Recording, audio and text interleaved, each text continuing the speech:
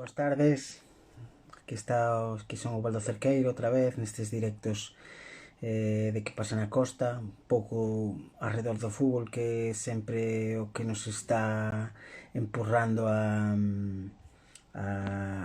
mellorar.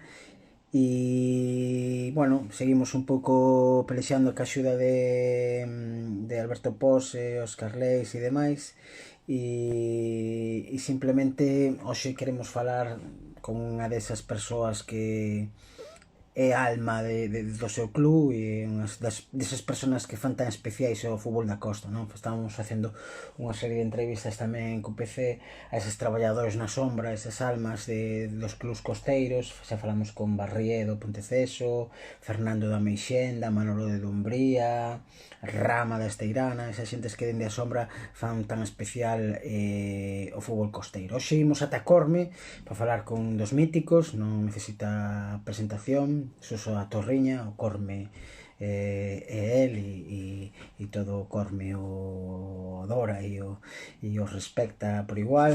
É unha das persoas que non cala, que di o que pensa, outros fican máis no segundo plano, se ten que dicir algo en contra dos poderes non ten problema.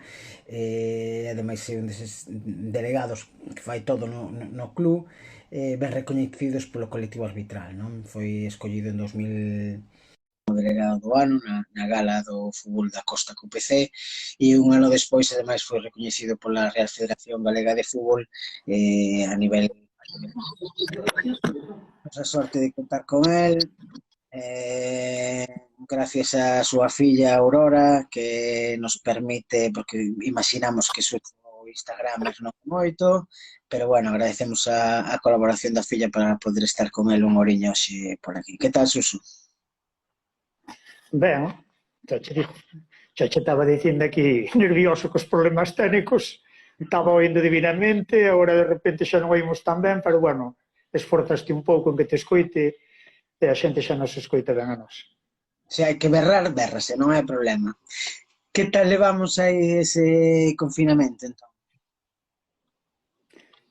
Eu levo ben, o Valde xa sabes, a xente xa sabe, acabábame de jubilar, pois xa non tiña que salir tanto ao cole, como de costumbre, a miña vida xa cambiara, xa levaba un pouco de confinamiento, aínda que, claro, é moi distinto, por dicilo así, xa me fora entrenando un pouco nestes primeiros meses do ano. Que tal lo leva a Corme? Como ves a xente de Corme por aí, polas ventanas e demais? A xente vexoa ben, a xente, penso que como vemos nos medios de comunicación, en xeral estase portando moi ben, ainda que ves cousas que che chaman a atención, pois, eu que sei, por un lado tens que perdonaras, e por outro lado, podíamos pensar que se podía facer un pouquiño mellor, pero en xeral ben. O exemplo témolo onte cando empezaron a salir os nenos por aquí, penso que se fixo moi ben, e apareceu xente que diste, pois mira, estes tamén estaban por aquí e non se lle vira o pelo nada. Xa digo, levámoslo bastante ben. O problema é ter que ir á compra. Aí é o gran pánico que teño cada vez que teño que entrar nun súper, farmacias e demás, xa nada, vou pola mañán ao pan, ca mascariña, cos guantes, é a única salida así un pouco na que me obligo eu, é cando me toca de ir á compra, que nos turnamos, os que estamos na casa, que somos uns cuantos, pois aí é onde máis medo teño, é onde máis precaución tamén teño, pero bueno, agora a xente vese no super xa con mascariña e con guantes, pero co primeiro, hasta pasado un mes ou así, víanse cousas que dicías ti, hasta logo. Tardamos en decatarnos do que implica todo isto, non? A ver, xa che digo, volvo a ter o problema de non oírte ben. Uva, dime. Tardamos en decatarnos do que conleva todo isto. Eu que sei, algúns parece que ainda non se decataron de todo. E outros o que vexo é que ao mellor xa pensan que pasou. Decatar, fomos decatando en canto nos din que morren 1000 personas un día, 1000 outro, 900 outro, pois que a cousa iba para arriba, Aí creo que nos decatamos todos. Eu o que noto agora que pareceme que hai xa un tanto por cento de xente cada vez máis grande que pensa que isto que xa acabou. A mellor aí entran os medios de comunicación, pero eu que sei, saliren onte os nenos, pois perfecto, claro que tiñan que salir. Ir facendo algo de apertura para que a xente poida salindo ben, pero hai que explicar moi ben a xente que isto que non acabou, que vai para largo. A sensación que me dá é que, isto vai ben, non pasa nada, aquí non chegou, non sei, eu penso que está por todo. Vai para largo, que din todo o mundo que isto vai para moi longo, sí. Pois, algunha xente, falemos do fútbol profesional, parece que non o entenden moi ben. Eu entendo que se moven moitos cartos, que vai repercutir ao mellor incluso no noso fútbol, por dicilo así, pero hai xente que parece que di, non, isto, imagínate, se como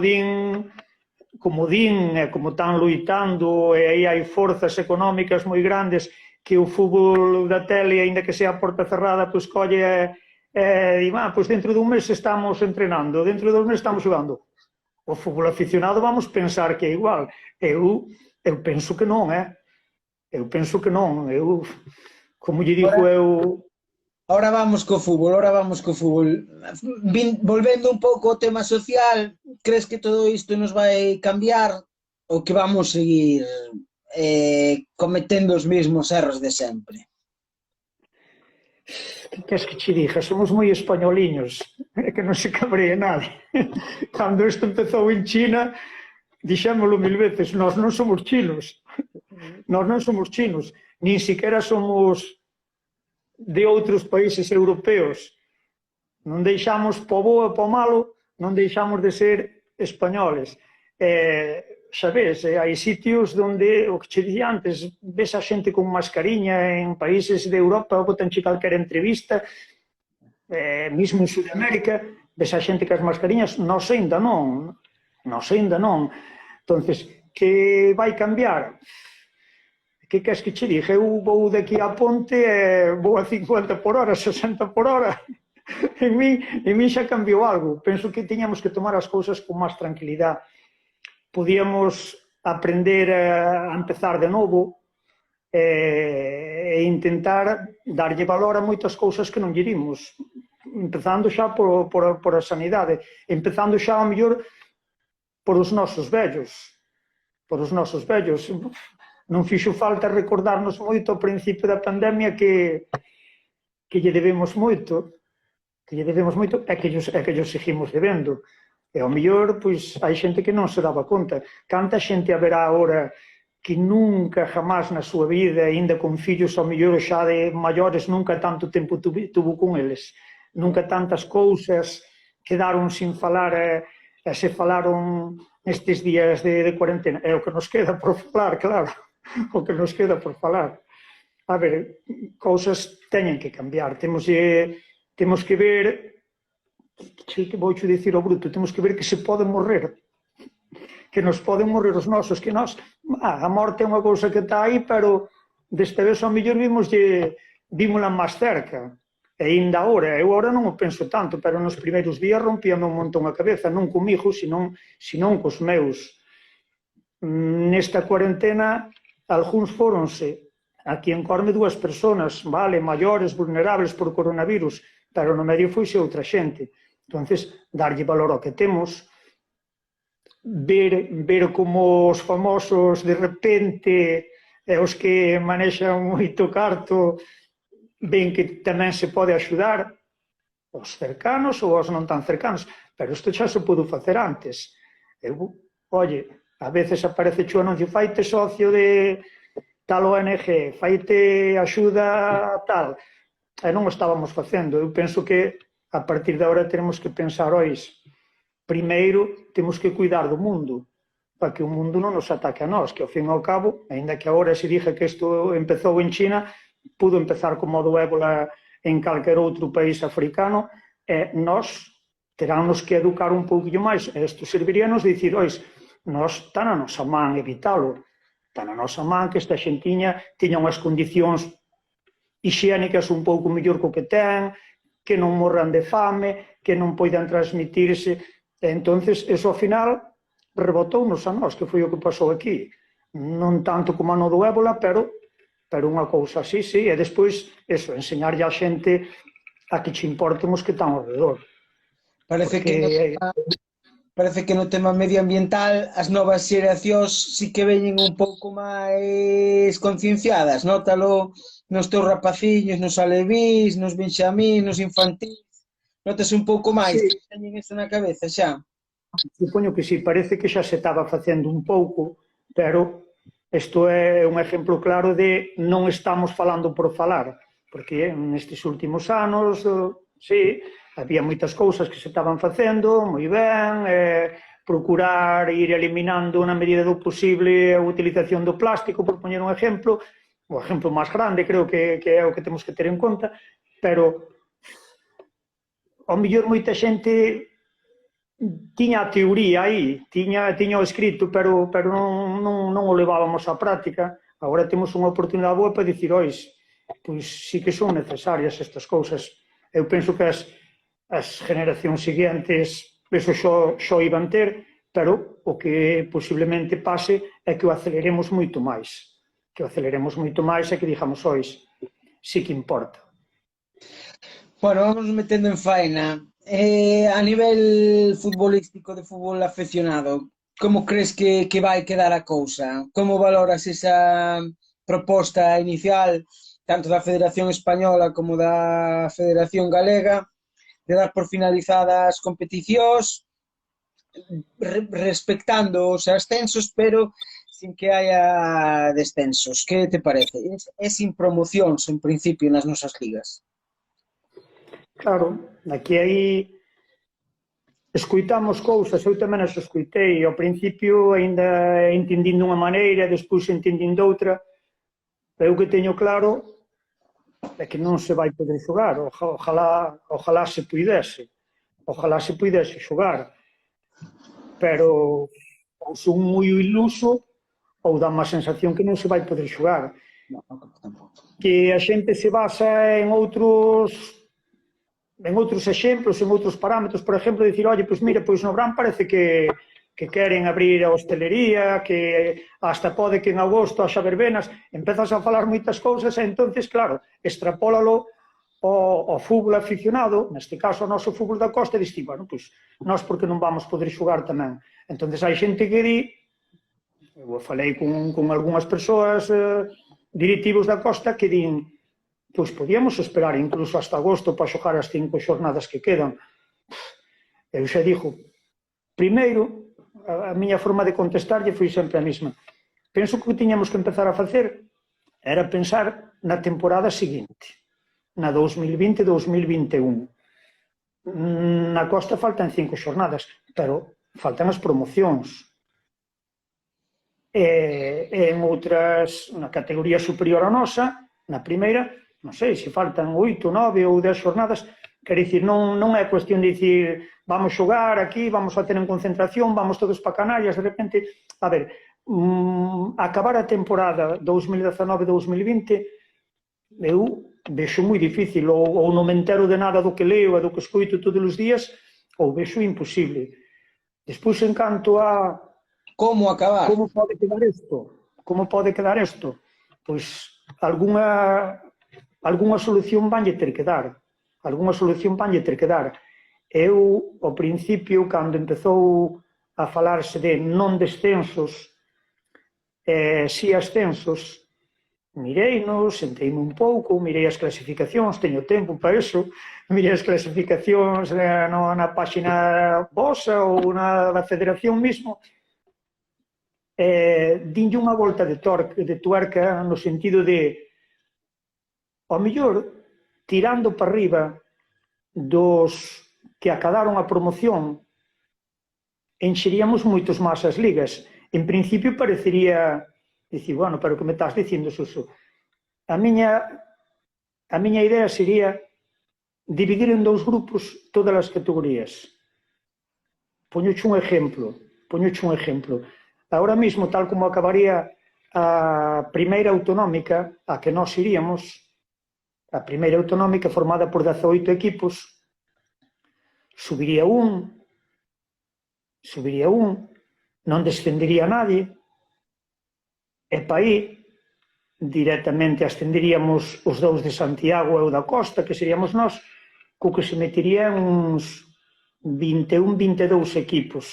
Eran 18, agora mesmo non teño aquí os datos. Pero tirando dos que acadaron a promoción, tamén irían parar aí o segundo e o terceiro da nosa, neste caso Ponteceso e Esteirana, o segundo, o terceiro e o cuarto de Santiago, de un grupo, e o segundo, o terceiro e o cuarto do outro grupo, co que nos podríamos meter aí con 26 ou 28 equipos. A cuestión a miña idea, dividir iso en dous grupos. Serían dous grupos de 13, 14 equipos, aproximadamente, habría que velo.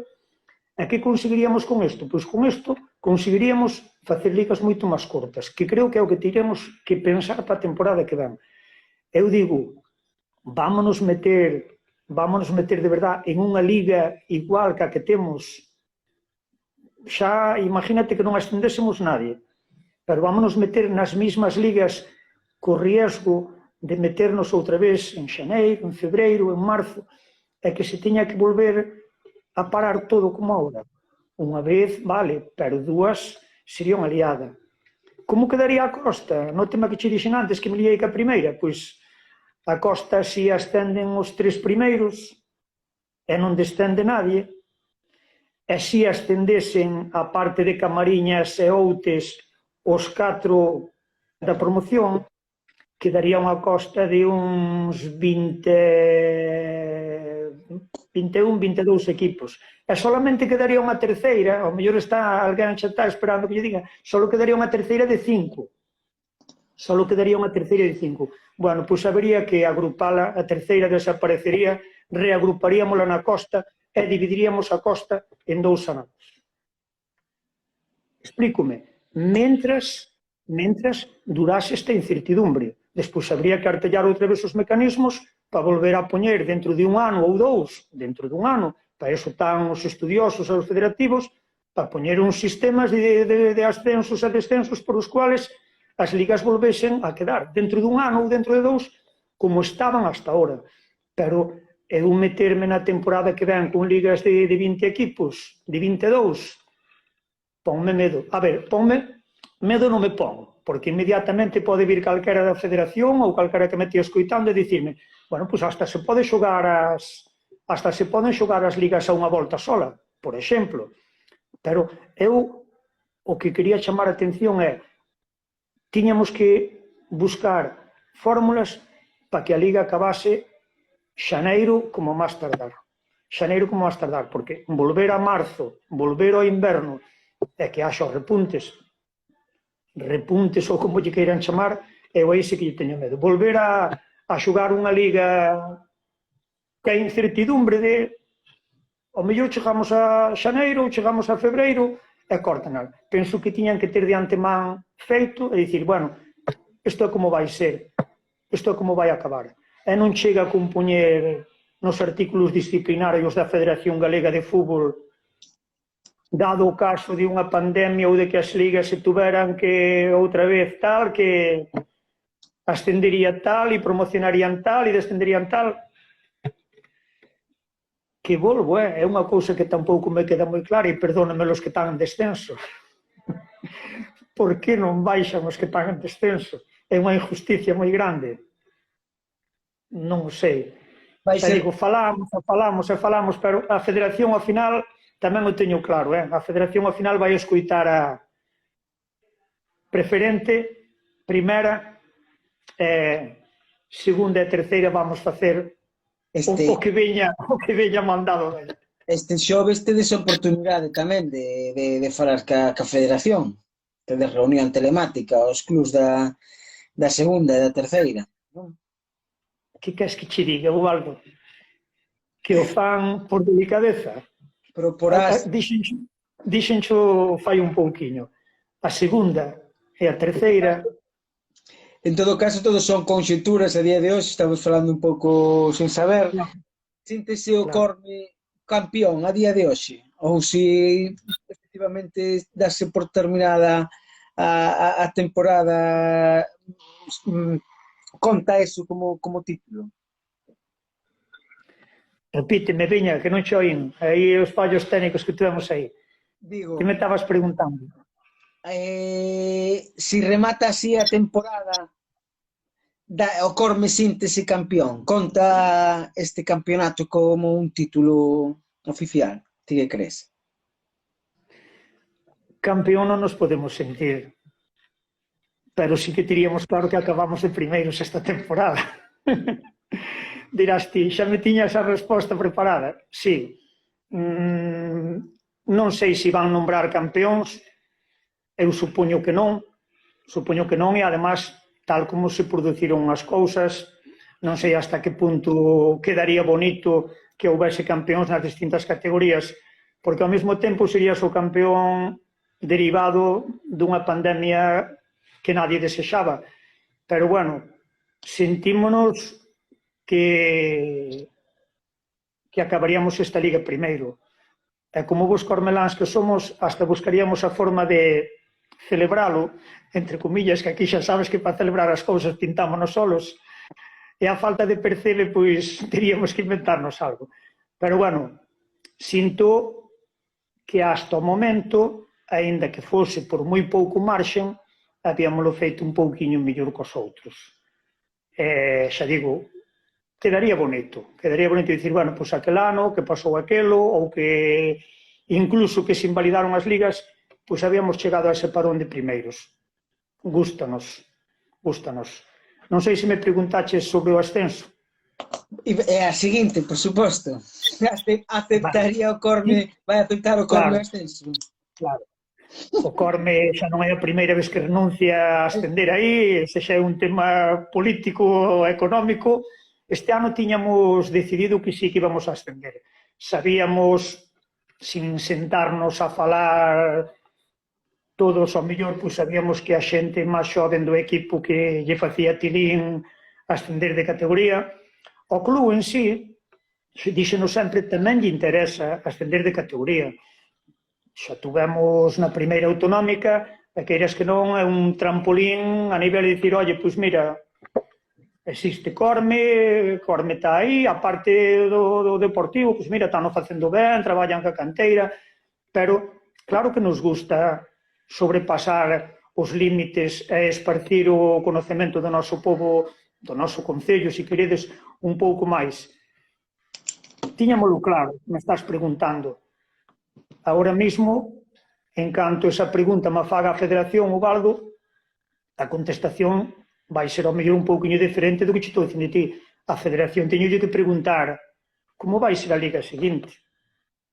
Porque se me dis que teño que ir a unha liga Santiago, Barbanza, Costa, xa non con 18 equipos, senón ao mellor con 20. Voucho dicir claramente, e aí é o gran cuid da cuestión. Se me din que teño que xogar a porta cerrada, agora mesmo digo que non ascendo. Así de claro, porque o Corme principalmente vive dos partidos da casa de maiores. Temos unha rifa, temos un bar que nos dá unha media de X cartos, ponlle 300, 400, 500 euros, que ao longo da temporada supón uns 10, 12 mil euros que non serían necesarios. Xa non quero pensar en que pudera haber socios, que sei que serían unha minoría que me dixeran a mí se non me deixas entrar no Cairo tampouco me podo facer socio. Unirían outros 10, 12 mil euros máis. Entón, a economía do Corme seina eu. Entón, sería factible a primeira autonómica, esa sería a pregunta, a porta cerrada para o Corme? Non sei para outros equipos. Non sei de onde lle salirían os cartos. A nós salennos aí. E ainda que temos menos gastos que poidan ter outros, pois, se a min non me aseguran que vamos xogar unha liga normal de 20, 22 equipos, normal entre comillas, pero se me din agora mesmo, aquí de xogar a porta cerrada, dixen, daquela sí que teño que fazer contas, teño que buscar 10, 15, 20 mil euros, non teño de onde quitalos. O que pasa é que iso... Pero bueno, o que vamos, sí que queremos subir e temos claro que queremos subir. Pasa que, claro, a día de hoxe eso seguramente non se poda saber como vamos xogar o ano que ven, se a porta pechada, se non. Moi complicado está o tema. De todas maneiras, crees que o fútbol da Costa está amosando unidade? Crees que é necesario que o fútbol da Costa se una para afrontar situacións como estas, nas que económicamente vai ser un tema complicado para todos os clubs? Que crees que é importante que os clubs manteñan unha relación máis fixa? Eu penso que sí, eh? Eu será que me fun facendo maior e que xa levo en isto 40 anos, pero sí que vexo unión, sí que vexo unión. Dentro da falta de valores grandes que hai na sociedade, que ao mellor fai 40 anos non había, sí que vexo que a xente sí que se interesa non só por si mismo, sino tamén por os demais. Non sei, non che podía poñer exemplos agora así a bote pronto porque tampouco os pensei, pero eu vou a reunións e vexo que somos máis bons e máis condescendientes uns con outros. Penso que, ademais, co tema que estamos vivindo, que a xente que sí estaría disposta a mirar o interés xeral máis co interés particular. Eu o exemplo que che puxen antes, ao mellor son moi iluso, pero oítesmo que che dixen, eu tiraría da terceira da Costa para a segunda, faría 2 grupos. Eses 2 grupos ten en conta que ao mellor son de 12 equipos. Son de 12 equipos. Non fai tantos anos tiráronse abaixo, ti ao mellor xa andabas por ali o algo, tiráronse abaixo votacións para reducir a Costa de 18 a 16, como ao final se fixo, pero casi obligado por a Federación, sin importarnos que na terceira houbera 8 ou 9 equipos. Bueno, pois, agora en principio na Costa, co ascenso do Camariñas e Outes, pois quedarían 9. Si entra, quen era, Castrelo ou Meixenda, Castrelo, non? Pereiriña.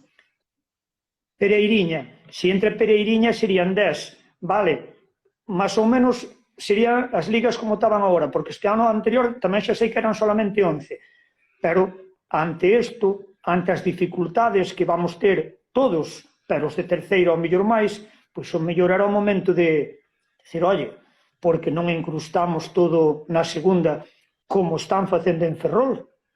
En Ferrol teñen 2 grupos de segunda, un de 11 e un de 12.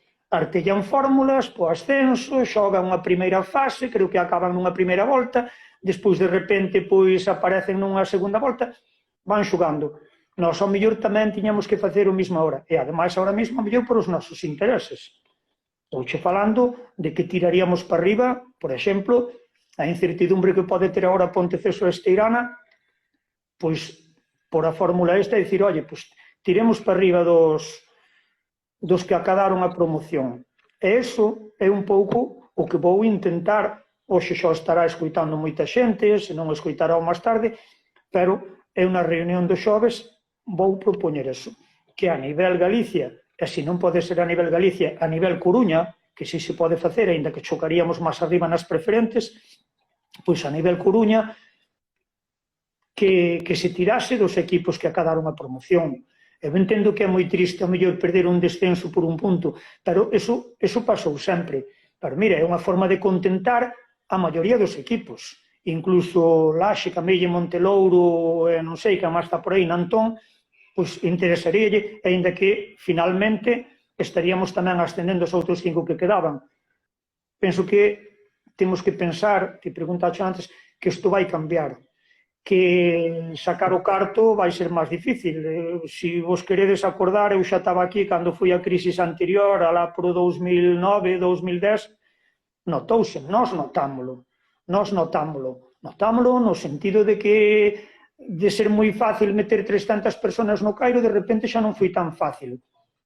Hoxe en día volvemos a ter 200, normalmente máis, pero sí que se notou. E agora, eu non son o epidemiólogo ese de saber como vai quedar todo nas zonas, pero sí que se vai notar. A xente económicamente vai se levar un pau máis grande que o da outra vez, non sei por canto se vai multiplicar, pero sí que se vai, tense que notar, eso vai chegar ao fútbol igual que vai chegar ao resto da sociedade.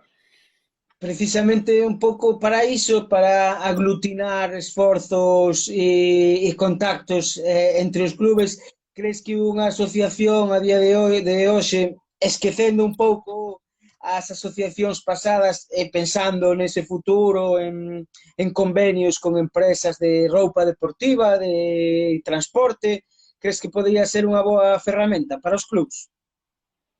É unha boa oportunidade para todo. Eu imploro a miña culpa de estar 40 anos en este non conseguir máis, pero dediqueime quizá moito máis ao corme, a miña profesión, moitas veces penso, e digo, sei que vós últimamente loitátedes por eso, pero bueno, tal como están as cousas agora, non sería unha asociación de como foi fai 20 anos ou daquel tipo de asociación que había fai 30 anos. Agora, é o que distía, agora unha asociación teria que moverse principalmente a nivel económico, a nivel empresarial, e intentar conseguir cousas para o ben de todos. Penso que hai xente moi válida, penso tamén que hai xente que quixera meterse aí, hai xente moi xoven con moitas ideas a nivel empresarial. Eu estes días dame tempo a escoitar a xente que entrevistades ou a xente que en outros medios entrevistan, e vexo xente moi válida, quero dicir, moi válida, que xa está metida incluso en presidencias da Costa. Sería arrimar o ombro e dicirlle, sí, contade con nós, encontraríamos as individualidades de sempre, pero aí é onde hai que educar a xente e dicirlle, mira, individualidades non valen, xo acabades de ver agora que non valen con este tema. Que máis que Aí queda ese tema. Bueno, como dicimos, son todo conxeturas a día de hoxe. Dis que levas 40 anos, vamos pasar un pouco atrás, dis que levas 40 anos vinculado ao Corme, ao fútbol da Costa. Como foron eses inicios? Chegaches a xogar tamén o fútbol? Xoguei, a máis xogaba ben, cuidado, pasa que xoguei pouco. A veces penso que podía haber sido tan bo como actualmente temos na plantilla. Non os vou nombrar, se non parecelle mal a uns e a outros, pero bueno.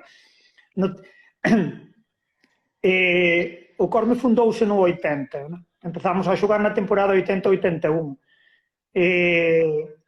Uns anos antes, 2-3 temporadas antes, en edad xuvenil, pois os rapaces de Corme xogábamos nos xuveniles do Ponteceso, con David Domínguez de entrenador. Viñanos buscar no coche a Corme, alá íbamos, entrenábamos, traíamos e xogábamos na Liga Arteixo.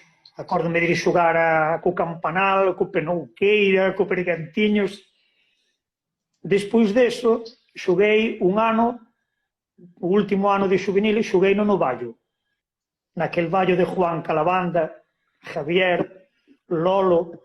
Non xogaba, era suplente, tiña un equipazo, xogaban, a Liga de Xuvenil esa na que tuven con eles, disputaron a Vallo, Malpica e Laxe, o Laxe dos Tinolos, de Ubaldino, o Malpica de Fermín Mandía, de Coviñas, de Moraca, eran palabras maiores, eu xa digo, era suplente, deixábamos unhas botiñas, levábamos un chaval de aquí, Cambón, alá íbamos o sábado, escollíamos no coche, tira para Vallo, a chupar banquillo. Entendo agora, como entendín máis tarde, que había un gran equipo, mas estabanse xogando a liga hasta o final. Aquelas ligas de xuvenis eran tela marinera. No Valsiño, tuve con lujo de vivir vestuario do Valsiño, titular, local. E, bueno, fui xogando un pouco aí. Cando acabou a etapa de xuvenil, un día nos bancos de maxisterio, algúns, era finales da década dos 70, asociacionismo, en Corme facía pouco que se fixera a asociación de veciños, conseguirase facer o colexio, o instituto, que lle chamábamos nós, a Casa do Mar, non facía tanto que a nivel popular, aí as asociacións espontáneas, pois movíamos un pouco despois, pois conseguimos o polideportivo, ainda que aí xa tuvo bastante que ver a existencia do Corme. Entonces, un día sentados en magisterio, pois alguén dixo, por que non facemos un equipo? Porque temos que xogar a ponte, solamente xogan 2 ou 3, e os demais estamos aquí tirados. Además, xa xogábamos amistosos por aí, ao mellor íbamos a Cerqueda, ou íbamos a Laxe, e xogábamos con aficionados deles, e así foi como naciu. Xuntámonos ignorantes de nós. Alguén nos dixo, tendes que ir á federación, bueno, pois aquí fomos un día á federación, deronos uns estatutos, mandamos a xente de aquí, nos andábamos sobre os 19 e 20 anos, éramos estudiantes. E, bueno, houve xente que empezou a mirar onde se podía ubicar o campo de fútbol, como había que facer para federarse.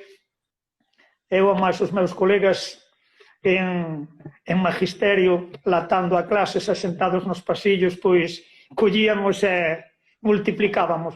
Un campo de fútbol, canto vale cada bloque? 25 pesetas cada bloque, tanto de altura, hai que cerrar o campo, multiplicábamos, nin o cemento lle metíamos. 200.000 euros está o campo feito. E así tiramos, despois xente que xa a nivel político se tuvo que mover para que a primeira temporada pois fóramos xogar a Ponteceso, pero bueno, en un ano os constructores de aquí, a xente de aquí volcouse, comprouse o campo, costou, pero houve xente que se dedicou a mercar os terreos onde está ubicado hoxe en día o Cairo, e fíxose o Cairo. Durante moito tempo foi unha cousa do povo. Más adiante non quedou máis remedio que municipalizalo. Se lle quixamos poñer erva sintética, bueno, hoxe en día imagínate que o campo non fose municipal, pobriños de nós. Pobriños de nós, xa faría moitos anos que estaríamos xogando en outro campo que non sería o Cairo. Pero, bueno, naciu así. E así xoguei a máis... Home, xogaba, e de feito, supoño que nos primeiros anos a idea de querer facer un equipo en Corme sería por o gusto que tiñamos por xogar todos. Hoxe en día, como directivo, vexo de outra maneira, vexo moi diferente, pero naquele momento o que queríamos era xogar.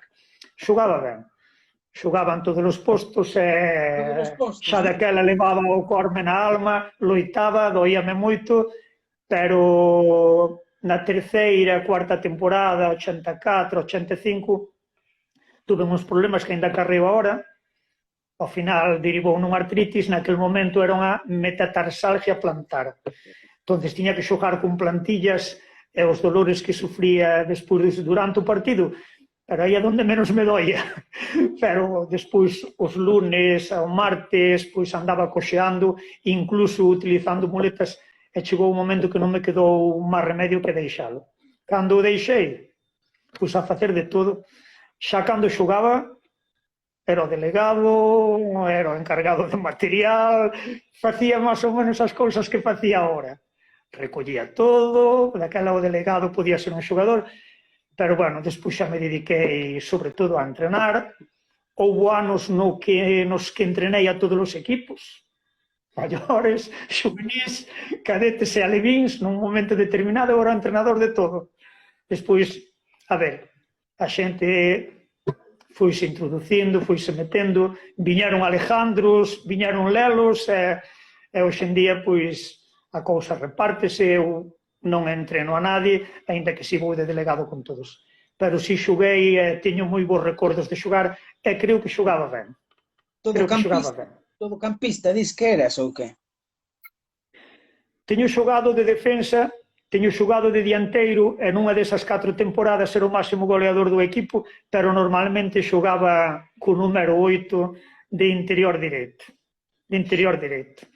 Recórdome, antes de que me empeces a preguntar por anécdotas, no Cairo, de terra, os tinolos que querían sacar rápido, que eran máis listos que a nosa, se lle iba, sin mirar, meter o pé encima da pelota, e de repente mirar Lucho para min, ou Felucho, e dicirme, estásme pisando a man, eso é que non vas a sacar rápido, hoxe, xa non o fixetes en Laxe. Pero bueno, sí que foron uns anos bonitos, igual que sei que foron os seguintes. O Jugaba bocadillo, co Oito, o bocadillo, din por aí por Laxe que tamén facías, metías ben a rodilla, parece ser, ou que? como? Di Miguel de Laxe que tamén facías o bocadillo, que tamén metías aí a rodilla, ben, ou que? Bueno, non, xa che digo, arreaba, pero levaba tamén. Primeiro partido oficial, recordareino sempre, en Ponteceso, temporada 80-81, outubro, non sei que día de outubro, Corme San Lorenzo, ganáronnos 1-3, foi a primeira lesión, esguince de tobillo, para que os esguince de tobillo víase o tobillo. Pegaron unha lañada, romperon unha media, a medidiña azul, aquela que había, que antes eran máis gordas que estas, e deixoume en carne viva hasta media perna. Primeiro mes e medio sin xogar, primeira baixa. Pero bueno, eu tamén daba, cuidado, eu tamén daba, non deixaba xogar, era un adelantado dos seus tempos no sentido de meter o brazo, meter o codo, arrumbucheantes. E indo aos meus nos entrenamentos me dicían: Soso, pero joder, para de agarrar, para de empuxar e tal. Fútbol é así. Tamén temos anécdotas, o primeiro ano xogábamos ao primeiro toque. Non sabíamos xogar de outra maneira. Solamente ao mellor Víctor Mosqueira, que xogou con nós as primeiras temporadas, e Andrés Viñas, que viña de xogar do Oza. Víctor xogaba no Orzán e pasou a xogar con nós, e Andrés Viñas viña a xogar do Oza juvenil. A eses viñalle unha pelota, ainda baixaban e miraban e pasaban. Os demais xogábamos ao primeiro toque todos. 7 ou 8 do equipo, o balón que nos viña dábamos de pa diante. Hasta que, bueno, respondei, que hai que parar a pelota. Bueno, Matiza Miguel Torrado que se refire a os bocadillos, que facías os bocadillos por cadetes e para todos os equipos que tamén. Eso vai no cargo, supoño. Hoxe en día teño a Eva que me fai os das distintas categorías, pero bueno, era así. Intento portarme con eles aínda ahora o mellor que puden. Estou contento de haber feito eso, porque sei que son cousas que a eles que lle quedan, Pero bueno, se tuvera que enumerar o valgo todo o que fixen é o que fago. Cantas horas dedicas ao día ao club? Estes días menos, non teño traballo. Pero normalmente... Estes días menos, pero bueno. Tería que fazer un estudio semanal, máis que de horas. O fin de semana son o delegado de todos os equipos.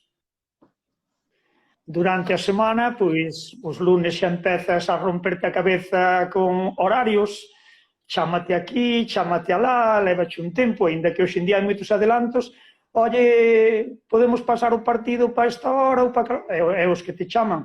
Confeccionar un papeliño que aínda seguimos poñendo por as ventás, que en moitos sitios xa se perdía o costumbre porque xa vos anunciades todo, pero nós en Corme aínda seguimos confeccionando os 7 equipos onde xogan, a que hora sale o autobús, as convocatorias agora xa van online. Pero bueno, o martes dedicaste a eso, o mércores, pois sabes que tens que subir con Alejandro para arriba, que é o día que entrenan infantil, alevín e benxamín, e eu collerelle aos máis pequenos. Por certo, temos 8 nenas agora, cuidado con nós, vos preguntades por o juvenil, por o femenino, estamos aí con 8 nenas, alevín, benxamín e prebenxamín. Non penses que non temos na cabeza xa o do femenino. E despois xa vai chegando o fin de semana, empezan xa os entrenamentos rutinarios o xove cadetes, vou hasta arriba, a onde vou ir se non vou hasta arriba. O venres, pois, entrenan o resto das categorías, acércate hasta ali, hai que ir buscar as roupas, as persoas que non las lavan desinteresadamente. Temos unha persona que se dedica a lavarnos a roupa das distintas categorías, 5 ou 6 persoas. Eu son o que lla levo á porta, eu son o que lla vou buscar, eu son o encargado de material tamén, son o que teño que mirar que o botequín este ben, e que, bueno, moitas cousas que se xuntan. Por certo, lávanos a roupa desinteresadamente, non. Levamos moitos anos, moitos. Os primeiros anos pagábamos a unha señora por lavarnos a roupa, cando había un equipo ou dous, maiores e xuvenis, pero agora hai xente que nos lava a roupa desinteresadamente. Tan desinteresadamente que poñen eles o xabón. Nos non lle damos nada. Invitámolos a cea de final de temporada, pero non lle damos nin po xabón. Canta Están xente, orgullosísimos, constame que están orgullosísimos. canta xente aí detrás dun club, verdad? Como o Corme, ese ferreiro que fai eses tesouros de metal, por exemplo, ou esas lavandeiras. Moncho. A ver, eu, cando escoito nas vosas entrevistas aos distintos entrenadores, por exemplo, dicir que nunca encontrei un grupo como este, eu collo e digo, vale, non vou dicir que o meu grupo sea mellor, pero tuve grupos moi bons, pero é que o noso grupo, acabo de dicir ti, non é un grupo de xogadores que xa forman un grupo moi bo, que despois hai un grupo de entrenadores, de directivos. Volvo a repetir por se alguén non o escoitou algunha vez, nadie cobra un peso aínda no Corme, nin os entrenadores. Xa sei que alguén dirá que facedes cos cartos. Comémolos, gastámolos, procuramos que os nosos xogadores estén contentos. Pero aquí, mira, vou non contar porque senón rebento. Fai uns meses, nas Navidades, fun a xunta Lelo. Sei que me está escoitando, que non lle vai gustar. Dixenlle, Lelo, mira, eu non sei que comprarche ou que regalarche ou a ti ou a túa muller ou o que sea, mira, aí tes X cartos. Esta cantidad, gástala, como se o gastar eu nun regalo teu. Bueno, que lle quixen dar unha pasta para que a gastara en nome do Corme. Sabes o que me contestou? Eu non vou ser o primeiro entrenador que cobro no Corme. Caían unhas lágrimas, como case me can agora. Eu non vou ser o primeiro entrenador que cobra no Corme, me dixo. Dixen, eu que fago contigo? Insistinlle. Dixen, bueno, pois polo nos cartos das multas por chegar tarde aos vestuarios e tal e cual, fai o que queira con eles, pero eu non xos vou coller. Eu non xos vou coller, eu non vou ser o primeiro. Teño clarísimo. Unha persona que vive en Arteixo, que leva... non vou falar del porque despois cabrease comigo. Pero, bueno, grupo é eso. Grupo é a xente que che atende o bar, grupo é a xente que che fai os bocadillos, que agora xa non os fago. Grupo son moitas cousas. Home, que podíamos ser mellor grupo aínda? Quédanos unha cousa, xo dixen sempre, actuar con máis corrección desde as gradas. Pero, no medio de tanta xente, pois sempre hai algunha cousa que non che gusta. Pero, bueno, quédanos eso. Ora, grupo, o noso grupo formou todo o pueblo. Somos 500 socios. E o pueblo... Con cuotas de 20 euros. Non somos 500 en Corme no inverno. Con cuotas de 20 euros. Somos 500 socios. Prácticamente, se non é socio un, seu pai, seu avó, en cada casa hai 2, 3, 4 socios. Somos todos, pertencemos todos ao Corme. Para orgullo meu, sei que a xente que sintió o equipo. Que sintió o equipo que o leva na alma, que é un orgullo, que sinta aquel color, é que lle quere. Non vexo que solamente me queren a min. Por que se sinte tanto ese? Nos notámoslo desde outro lado, que en Corme se sinte o pueblo como parte, se sinte o club como parte do povo. Por que é eso? Estou che dicindo, levamos 40 anos de existencia e a xente actuou sempre desinteresadamente. Que eu teño moita culpa deso porque tuve sempre aí a miña forma de ser foi así, tamén. Pero ao mellor eduquei no seu a dicirlle, mira, as cousas pódense facer sin ánimo de lucro. Que ao fin vas ganar máis. Eu non é o primeiro xogador que ten unha ofertiña de alrededores, eu convenzo dicíndolle, vas ganar máis quedando con nós. Quedarme así e dicir, mira, con nós vas ganar a Copa. Ou vas ser campeón de xuvenís. É o que che vai dar este pobo, é o orgasmo que te vas meter ganando unha liga ou ganando unha copa ou calquer cousa destas, non che van dar en ningún lado. E en algúns casos hasta tuve a suerte de que me saiu ben. Tuve a suerte de que... A veces non, pero outras veces sí. E digo outra cousa. E creo que eles que o foron entendendo ao longo do tempo. Se ti das algo, neste caso, ao teu pobo, porque darlle ao corme, ao fin e ao cabo, a darlle ao teu pobo, o teu pobo vai xo devolver. Por exemplo, tes un bar, e a veces diste, pois, mira, ten máis clientela aquel que aquel outro, ti deche, a xente tacho devolvendo. Todo canto fagas por o teu pobo, por a humanidade en xeral, vancho devolver. Pero nun reduto tan pequeno, e despois iso, tuvemos sorte. A mellor en algún momento determinado, pois, houve directivos de peso, eu non sempre tuve en Corme, eu traballei durante 4 ou 5 anos na Mariña de Lugo e tampouco tuve o peso específico que podía ter agora a nivel directiva, pero houve momentos en que alguén dixo, pois vamos buscar a xente afora para ascender de terceira a segunda ou de segunda a primeira, ou... e cortámolo. Non o melloreu, pero entre eles mesmos, a xente que houve, dixen, non, aquí xógase co que hai. E se o porteiro pesa 100 kilos, pois xogamos un porteiro que pese 100 kilos e quedamos tan tranquilos, Quero che dicir, sabemos, mira, vouche poñer claramente, igual que temos agora mesmo a Dani Casal, a Javi Peón, Toni Nada, que xa é daqui, que xa fai moitos anos que é daqui, e vive aquí, e come aquí, e dorme aquí. Pero podíamos ter un porteiro super esbelto, podíamoslo ter, Suso sabe, eu tamén, pero non, témolo a ele. E temos a Illote, porque tamén é daqui. E se non fora daqui, sería de alrededores. Pero non lle poderíamos dicir, non, ti agora vamos a ascender a primeira, a preferente, vamos ter, quen di un porteiro, di un central, ou di un dianteiro, ou calquera outra cousa. Pero, eso... Nós, cando temos problemas, non vamos fichar a nadie. Incluso xogándonos unha liga ou xogándonos un ascenso. Sempre fomos ao juvenil.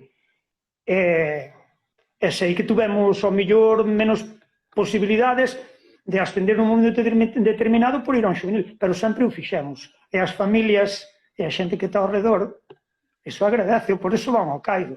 Van ver os seus.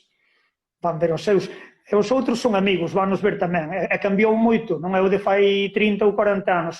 Pero, bueno, sei que hai outros pueblos que tamén o están facendo moi ben fai moito tempo. Outros que empezaron a facer ben fai 8 ou 10 anos. Pero, bueno, somos un pouquinho diferentes neso porque levamos 40 anos de canteira. E, gracias a Dios, funcionounos. Sei que no futuro que o vamos pasar peor.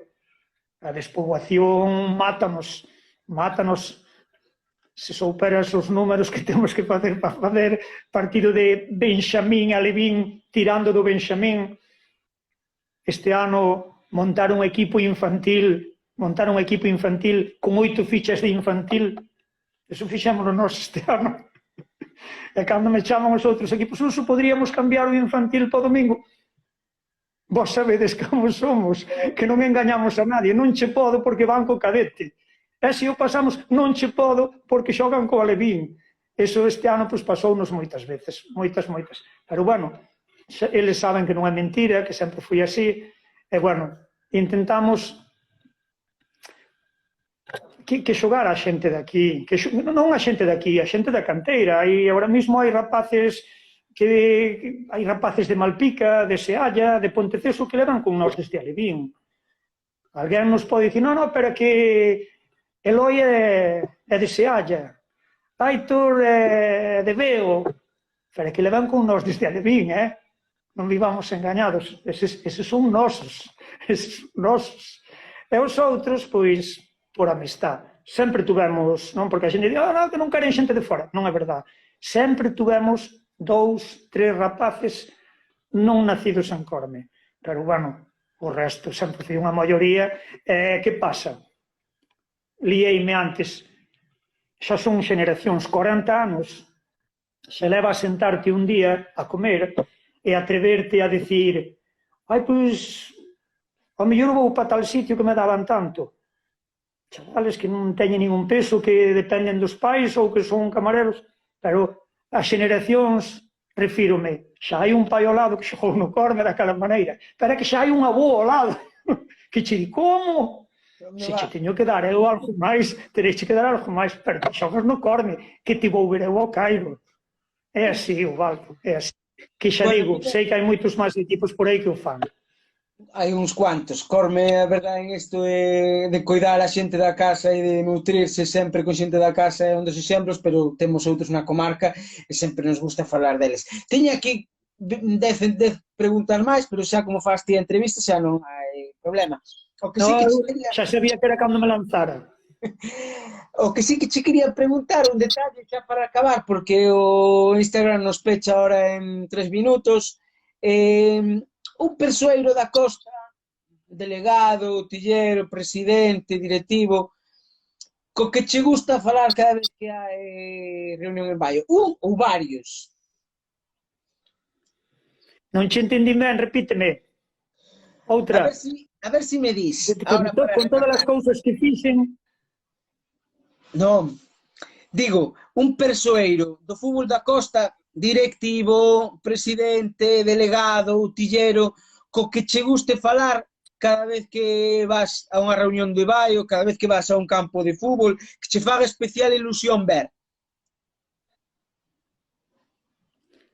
Que me dixetes ao final, si que...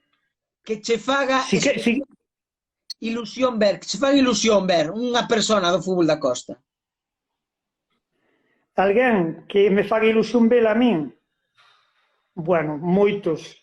Si os nombro, vanse enfadar, pero ahora mismo os outros 5 representantes de asambleístas da Costa, Outes, Miúdos, Esteirana, Sofán, as Xallas, pois sei que non solamente unha persona, como pode ser Carlos ou como pode ser Vintos, senón a xente que está ao seu redor, gustanme o que fan. Cada vez que vou, cando foi da Copa, do sorteo de Copa ahora en Muros, vin o reconocemento a Venancio, pois hai moita xente por aí, xa che digo, 40 anos dá para moito. Moitos que quedaron por o camiño, e outros cos que ao mellor levan desvinculados un montón de tempo do fútbol da Costa, e cos que falo continuamente, Kiko de Fisterra, Chicho de Carnota, algúns que non me sale o nombre agora, pero bueno, pensei non moitas veces. Hai moita xente, hai moita xente. O fútbol da Costa non vai quedar sen Suso, non? Esperemos que non. Esperemos que non. Teño tido baixóns, digo sempre, de dicir, bueno, vouno deixar, ou porque me fixeron daño daquela maneira, ou porque non me gustou aquel comentario, do que fora, pero digo sempre, en canto me cruzo con un neno do equipo, pasoume. Agora non, para antes chegaba á escola, vía que ele salía e dicía, como os vou deixar? Quen vai poñer a estes en bolina? E aí sí, teñome levantado e deitado mal, pero para o seguinte día, solo con ver a un alevín, a un cadete, a un infantil, a un dos maiores, dicir, bueno, isto, e agora sí, se me estás preguntando, non penso deixalo. Cando físicamente non poida facer cousas, pois direi, mira, tedes que fazer os bocadillos, tedes que entrenar, tedes que... Pero, bueno, de momento, mentras me funcione a cabeciña, o oído xa ves que me falla, a vista... Pero, bueno, penso que de cabeciña que ainda me vai dando, senón non estaría aquí liándote unha hora. Un placer, Suso. Moitísimas gracias. Foi unha verdadeira maravilla falar contigo. A min tamén me encantou. Sabes que che quero ben, a ti e a todos. Un bico. Chao. Chao. Chao.